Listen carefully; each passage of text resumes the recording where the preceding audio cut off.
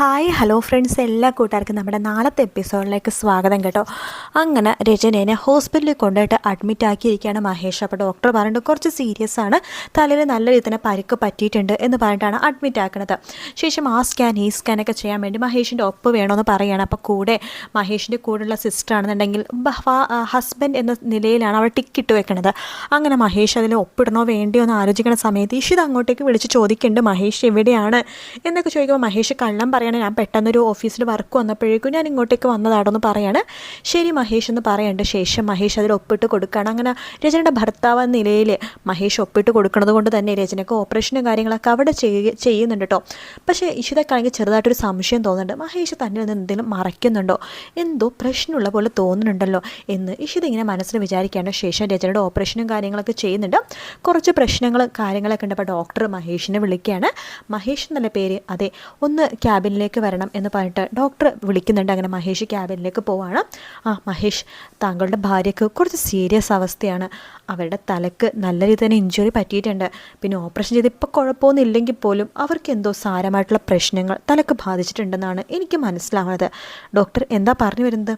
അത് കുറച്ചുകൂടി ടെസ്റ്റും കാര്യങ്ങളൊക്കെ ചെയ്താൽ നമുക്ക് കൺഫേം ആവുള്ളൂ, കുറച്ചുകൂടി കഴിയട്ടെ. അവർക്ക് ഇടയ്ക്കിടയ്ക്ക് ഇതുപോലെ തലകറക്കവും കാര്യങ്ങളും വരാറുണ്ടെന്ന് തോന്നുന്നു. ചിലപ്പോൾ ഓവർ ടെൻഷൻ കൊണ്ടാണെന്ന് വെച്ചിട്ട് അവർ ചിലപ്പോൾ അത് വിട്ട് കളഞ്ഞിട്ടുണ്ടാവും. പക്ഷെ അവർക്ക് അങ്ങനെയല്ല, എന്തോ ഒരു പ്രശ്നമുണ്ട്. എന്തായാലും അവരൊന്ന് റിക്കവർ ആവട്ടെ, ICU വാർഡിലേക്ക് മാറ്റട്ടെ. ശേഷം നമുക്ക് കുറച്ച് ചെക്കപ്പും കാര്യങ്ങളൊക്കെ ചെയ്യാനുണ്ട്. ശരി ഡോക്ടർ എന്ന് പറയണം. അപ്പോൾ മഹേഷ് ശരിയെന്നൊക്കെ പറഞ്ഞ് അവിടെ നിന്ന് ഇറങ്ങുമ്പോഴേക്കും വീണ്ടും ഇഷിത വിളിക്കുകയാണ്. മഹേഷ് എപ്പോഴാണ് എത്തുന്നതെന്ന് ചോദിക്കുമ്പോൾ എടോ ഞാൻ വൈകും, നിങ്ങൾ ഭക്ഷണം കഴിച്ച് കിടന്നോ. അല്ല മഹേഷ്, ഇതെന്ത് മീറ്റിംഗാണ്? എത്രയൊക്കെ തിരക്കുള്ള മീറ്റിംഗ് ആണെങ്കിലും മഹേഷ് വീട്ടിലെത്താറുണ്ടല്ലോ. എടോ ഞാൻ പറഞ്ഞില്ലേ അല്പം തിരക്കുണ്ട്, അതുകൊണ്ടിട്ടാണ്. താൻ എന്തായാലും കിടന്നോ എന്ന് പറയാണ്. ശരി എന്ന് ഇഷിത പറയണ്ട്. പെട്ടെന്നാണ് രാത്രി ആരോ കോണിംഗ് ബെല്ലടിക്കുന്ന ഒച്ച കേൾക്കണത്. ഇഷിത വാതിൽ തുറക്കുമ്പോഴേക്കും ഞെട്ടിപ്പോവാണ്. നോക്കുമ്പോൾ ദേ ആദ്യം നിൽക്കുന്നു ബാഗൊക്കെ തൂക്കിയിട്ട്. അപ്പോഴേക്കും ഇഷിത ആദ്യമോ, ഇത് ഞാൻ കാണുന്ന സ്വപ്നം എന്തെങ്കിലും ആണോ? അല്ലേ ഇഷിതാമ്മേ, ഞാൻ തന്നെയാണ്. എന്താദ്യം ഈ സമയത്ത് വാ കയറി വാ എന്ന് പറഞ്ഞ് വിളിക്കുകയാണ്. അമ്മേ അച്ഛ ഇത് ആരാ വന്നേക്കണേ നോക്കിക്കെന്ന് പറയുമ്പോഴേക്കും രാമനാഥൻ്റെ സ്വപ്നം ഞെട്ടിപ്പോവാണ്. ഇതാരാ ആദ്യം മോനോ, വാ വാ കയറി വാന്ന് പറഞ്ഞ് വിളിക്കുകയാണ്. ദേ മോളെ ചിപ്പി, ഇതേ ചേട്ടൻ വന്നിരിക്കുന്നു. ചിപ്പി ഓടി വരുന്നുണ്ട്. ആദ്യേട്ടൻ എന്താ പെട്ടെന്ന് വന്നത്? ഭയങ്കര സർപ്രൈസ് പോയി. ആദ്യേട്ടൻ കൊള്ളാട്ടോ, ഇന്ന് സ്കൂളിൽ വെച്ചിട്ടാണ് ഒരുപാട് പ്രാവശ്യം ആദ്യേട്ടൻ വരാൻ പറഞ്ഞു. ആദ്യേട്ടൻ വന്നില്ല, പക്ഷേ വരില്ലെന്ന് പറഞ്ഞു. പക്ഷേ എന്നെ വിഷമിപ്പിക്കേണ്ട, ആദ്യേട്ടൻ വന്നതാണല്ലേ? അതെ ചിപ്പി, നിനക്ക് വിഷമം എന്ന് എനിക്ക് മനസ്സിലായി, അതുകൊണ്ടാണ് ഞാൻ വന്നത്. എല്ലാം മോനെ, രചന വഴക്ക് പറയില്ല നീ വന്നതിൽ? കുഴപ്പമൊന്നുമില്ല എന്ന് പറയാണ്. അപ്പോൾ ആദ്യമാണെങ്കിൽ സത്യങ്ങളൊന്നും തുറന്ന് പറയുന്നില്ല കേട്ടോ. ഇങ്ങനെ രചനയ്ക്ക് ഇങ്ങനെ തല പൊട്ടി വീണിട്ട് മഹേഷ് ഹോസ്പിറ്റലിൽ കൊണ്ടുവന്ന് പറയുന്നില്ല. ചിപ്പിനെ കാണാനുള്ള ആഗ്രഹം കൊണ്ട് വന്നതെന്നാണ് പറയുന്നത്. പക്ഷേ ഇഷിതക്ക് അത് വലിയ വിശ്വാസമായിട്ടില്ല. അങ്ങനെ ആദ്യം ഇതുപോലെ ചിപ്പിയും കൂടി ഒരുമിച്ച് ഹോംവർക്ക് ചെയ്യുന്നുണ്ട്. അതുപോലെ തന്നെ ഒരുമിച്ച് പടമൊക്കെ വരയ്ക്കുകയാണ്. ആ സമയത്ത് ചിപ്പി ഒരു പടം വരയ്ക്കുകയാണ്. അതിൽ മഹേഷിൻ്റെ പടം വരയ്ക്കുന്നുണ്ട്, ഇഷിതയുടെ പടം, പിന്നെ ആദി, അതുപോലെ തന്നെ ചിപ്പി.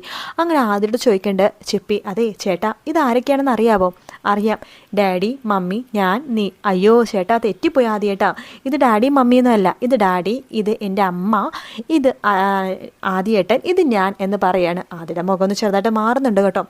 അപ്പോഴേക്കും സ്വപ്നവല്ലി ഇഷിതെടുത്ത് പറയുന്നുണ്ട്, എന്ത് നല്ല കാഴ്ചയാണ് നമ്മൾ കാണുന്നത്. ആദ്യമോ ഇന്നൊരു ദിവസം നമ്മുടെ കൂടെ നിൽക്കാൻ വന്നിരിക്കണോ. ഈ മഹേഷ് ഇതോടെ പോയി അവനാണ് ഈ കാഴ്ച ആദ്യം കാണേണ്ടത്. അവന് ഭയങ്കര സന്തോഷവും അല്ലേ ഇഷിത? അതെ അമ്മേ. അല്ല അവനെന്താ ഇത്ര വലിയ മീറ്റിംഗ്, നീ അവനെ വിളിച്ചില്ലായിരുന്നോ? ഞാൻ വിളിച്ചു അമ്മേ, എന്തോ അർജൻറ്റ് മീറ്റിംഗ് ആണ്, ചിലപ്പോൾ വരാൻ ഒരുപാട് താമസിക്കുമെന്നൊക്കെ പറയണത്. കഷ്ടമായി പോയല്ലോ. നീ ഒരു കാര്യം ചെയ്യും, അവനൊന്ന് വിളിച്ച് പറ ആദ്യം വന്നിട്ടുണ്ടെന്ന്. അമ്മേ ഞാൻ വിളിച്ചു, ഇപ്പോൾ ഫോൺ സ്വിച്ച് ഓഫ് ആണ്. അതെയോ, നീ ഒരു മെസ്സേജ് അയക്ക്. അപ്പം ഫോൺ ഓണാക്കുമ്പോൾ മെസ്സേജ് കാണുമ്പോൾ അവനിങ്ങോട്ട് പെട്ടെന്ന് വരുമല്ലോ. അയക്കാമേ. അപ്പോഴേക്കും രാമനാഥൻ ഇഷിതനെ വിളിക്കുന്നുണ്ട്. മോളെ ഒന്നിങ്ങോട്ട് വരാവോ? എന്താ അച്ഛാ? അല്ല മഹേഷ് ഇവിടെ ശരിക്കും പോയത് മോളെ? അച്ഛാ എനിക്കും കറക്റ്റായിട്ട് അറിയില്ല, എന്തോ അർജൻറ്റ് മീറ്റിംഗ് ഉണ്ടെന്നാണ് പറയണത്. ഇനി വിനോദിന് എന്തിനും കാര്യത്തിന് വേണ്ടി പോയതായിരിക്കും. ഇല്ല അച്ഛാ, വിനോദിൻ്റെ കാര്യത്തിലാണെങ്കിൽ എന്നോട് പറയാതിരിക്കില്ലല്ലോ. വേറെന്തോ പ്രശ്നമുണ്ടോയെന്ന് എനിക്കൊരു സംശയമുണ്ട്.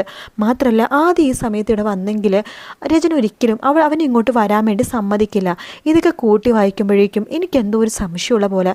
എന്ത് സംശയം? എൻ്റെ സംശയം മാത്രമാണ്, ഇനി രചന വീട്ടിലില്ലേ എന്ന് ചോദിക്കുകയാണ്. അങ്ങനെയാണെങ്കിൽ ആദ്യം പറയേണ്ടതല്ലേ? അതെ, അവനൊന്നും പറയുന്നുമില്ല, ഒരിക്കലും അവൻ എന്നോട് കള്ളം പറയില്ല. ഞാൻ ചോദിക്കാച്ച അവനോട് എന്ന് ഇഷിത പറയാണ്.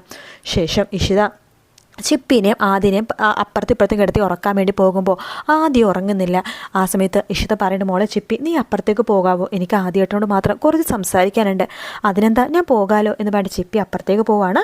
ആദ്യയുടെ അടുത്ത് ഇഷിത ചോദിക്കേണ്ടത്, സത്യം പറ മോനെ, രചന വീട്ടിലില്ലേ എന്ന് ചോദിക്കുകയാണ്. പെട്ടെന്ന് തന്നെ ആദ്യം പൊട്ടിക്കരയാണ്. ഇഷിതാമ്മ എന്ന് പറഞ്ഞിട്ട് പൊട്ടിക്കരയുന്നുണ്ട്. എന്താ മോനെ, എന്തിനാ നീ ഇങ്ങനെ കരയണത്? അത് അമ്മക്ക് സുഖമില്ല എന്ന് പറയാണ്. അമ്മക്ക് സുഖമില്ലെന്നോ? രചനയ്ക്ക് എന്ത് പറ്റി? എനിക്കറിയില്ല. ഞാനിന്ന് വൈകിട്ട് സ്കൂൾ കഴിഞ്ഞ് വീട്ടിലെത്തിയപ്പോൾ അമ്മ അവിടെ ബോധം കെട്ട് വീണ് കിടക്കുകയായിരുന്നു. സ്റ്റെപ്പിൽ നിന്ന് വീണതാണെന്ന് തോന്നുന്നത്. ഒരുപാട് വിളിച്ചു, അമ്മ എഴുന്നേറ്റില്ല. അമ്മ അങ്ങനെ കിടന്നാൽ പോയാൽ മരിച്ചു പോകുമെന്ന് പേടിച്ച് ഞാൻ ഡാഡിനെ വിളിച്ചു. ഡാഡി ഓടി വന്നിട്ടുണ്ടായിരുന്നു. ശേഷം ഡാഡിയാണ് ഹോസ്പിറ്റലിൽ കൊണ്ടുപോയത്. ഓ അതേലേ, അതെ. ഞാൻ അത് ഇഷിതാമ്മയുടെ അടുത്ത് ആദ്യം പറയാത്തതിന് കാരണം ഇഷിതാമ്മക്ക് വിഷമം എന്ന് വെച്ചിട്ടാ. എന്തിനാ മോനെ ഞാൻ വിഷമിക്കണത്? ആപത്തിൽ ആര് കിടന്നാലും നമ്മൾ സഹായിക്കണം എന്നൊക്കെ ആദ്യയുടെ അടുത്ത് പറഞ്ഞു കൊടുക്കുന്നുണ്ട് നമ്മുടെ ഇഷിത. ശേഷം ഇഷിത മനസ്സിൽ വിചാരിക്കണം, എന്നാലും മഹേഷ് എന്തിനാ എന്നോട് കള്ളം പറഞ്ഞത്? ചിലപ്പോൾ ഞാൻ തെറ്റിദ്ധരിക്കുമെന്ന് വിചാരിച്ചിട്ടായിരിക്കും. എന്തായാലും മഹേഷിനൊന്ന് വിളിച്ചു നോക്കാം. മിക്കവാറും ഞാൻ വർക്ക് ചെയ്യണ ഹോസ്പിറ്റലിലായിരിക്കും രചനനെ കൊണ്ടുപോകാൻ ചാൻസ്. ഹോസ്പിറ്റലൊന്ന് വിളിച്ചു നോക്കാം എന്ന് പറഞ്ഞിട്ട് ഇഷിത വേഗം തന്നെ ഹോസ്പിറ്റലിലേക്ക് വിളിക്കുകയാണ്. അപ്പോൾ റിസപ്ഷനിൽ ഫോൺ എടുക്കുന്നുണ്ട്. ഹലോ, ഞാനാ ഡോക്ടർ ഇഷിത. ആ പറ മേഡം, അവിടെ രചന എന്ന് പറഞ്ഞ പേഷ്യൻറ്റിനെ കൊണ്ടുവന്നിട്ടുണ്ടോ? ആ കൊണ്ടുവന്നിട്ടുണ്ട്. രചന മഹേഷ് അല്ലേ എന്ന് ചോദിക്കുമ്പോൾ ഇഷിതക്ക് ദേഷ്യം വരാം കേട്ടോ. ആ രചന, അവരുടെ തലക്ക് നല്ല സാരമായിട്ടുള്ള പരിക്കുണ്ട് മാഡം. ഓപ്പറേഷൻ ചെയ്തു. ശേഷം ഇപ്പോൾ ICU തന്നെയാണ്, വാർഡിലേക്ക് മാറ്റിയിട്ടില്ല. അവരുടെ ഇപ്പോഴത്തെ കണ്ടീഷൻ എന്താണ് അറിയില്ല മാഡം. ഞാൻ വേണമെന്നുണ്ടെങ്കിൽ ICUയിൽ കണക്ട് ചെയ്ത് തരാം. വേണ്ട, ഞാൻ അങ്ങോട്ട് വന്നോളാം എന്ന് ഇഷിത പറയാണ്. ശേഷം ആദ്യം അടുത്ത് പറഞ്ഞിട്ട്, മോനെ നീ വിഷമിക്കൊന്നും വേണ്ട, ഞാൻ ഹോസ്പിറ്റൽ വരെ പോയിട്ട് അന്വേഷിച്ചിട്ട് വരാം.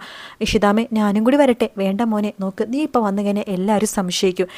അച്ഛമ്മക്കും അച്ചാച്ചനൊക്കെ ചിലപ്പോൾ ദേഷ്യം വരെ വരും. അതുകൊണ്ട് നീ ഇപ്പോൾ ഈ കാര്യം ആരോടും പറയണ്ട. ഞാൻ ഹോസ്പിറ്റലിൽ എമർജൻസി കേസ് എന്ന് പറഞ്ഞിട്ടാണ് ഇവിടെ നിന്ന് പോണത്.